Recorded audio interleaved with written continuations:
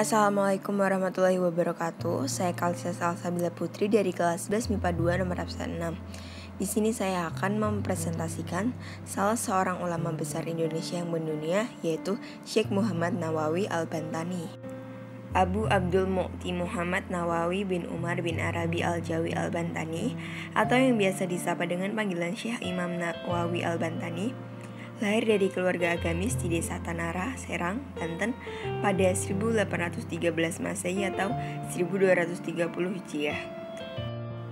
Ayah beliau, Syekh Umar Al-Bantani, merupakan sosok ulama yang masih punya hubungan nasab dengan Maulana Syarif Hidayatullah atau Sunan Gunung Jati Cirebon pada 1479 sampai 1568 Masehi hingga sampai kepada Rasulullah SAW.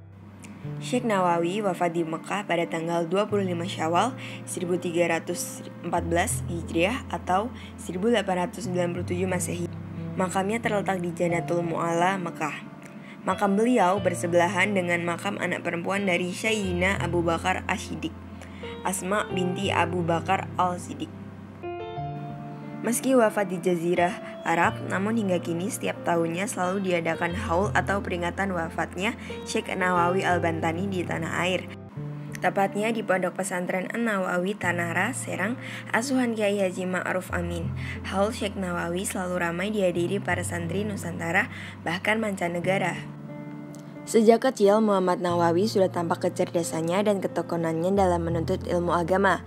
Pertama kali ia belajar dari ayah kandungnya, Kiai Haji Umar bin Arabi, dalam buku 20 Tokoh Tasawuf Indonesia dan Dunia. Munawir menuliskan bahwa Muhammad Nawawi kecil belajar bahasa Arab dan dasar-dasar Islam.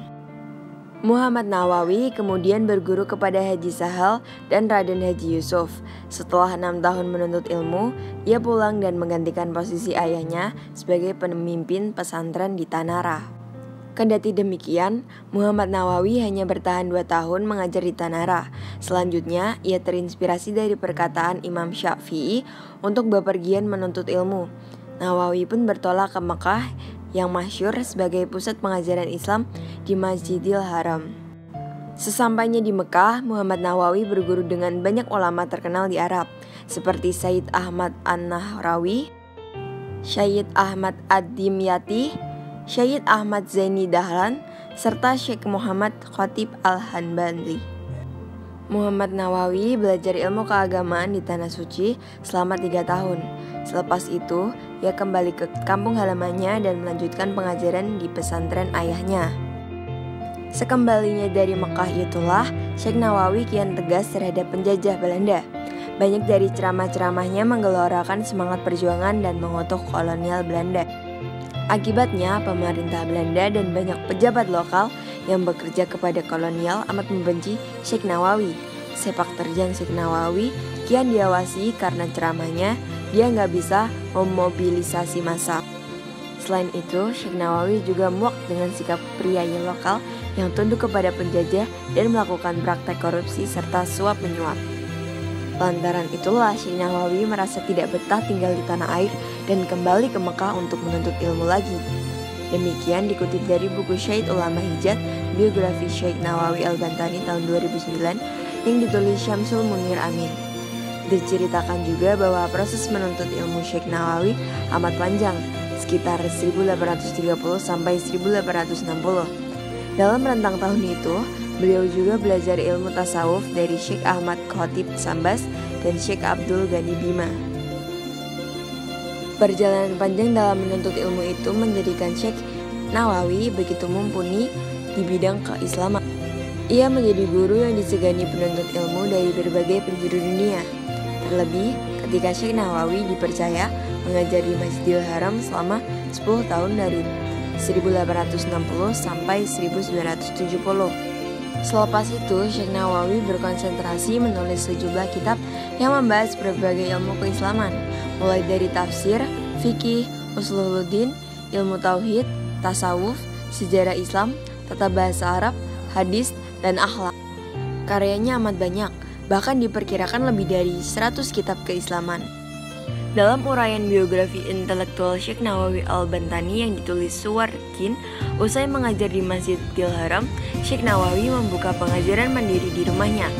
Sejak itu, ratusan penuntut ilmu berbondong-bondong datang ke rumahnya sejak pagi hingga siang. Setiap hari, setidaknya Syekh Nawawi memberikan kuliah Islam dalam 3 mata pelajaran yang disesuaikan dengan kebutuhan murid-muridnya. Kendati tinggal di Mekah, Syekh Nawawi tetap memberikan suntikan semangat perjuangan kepada murid-muridnya yang berasal dari Nusantara.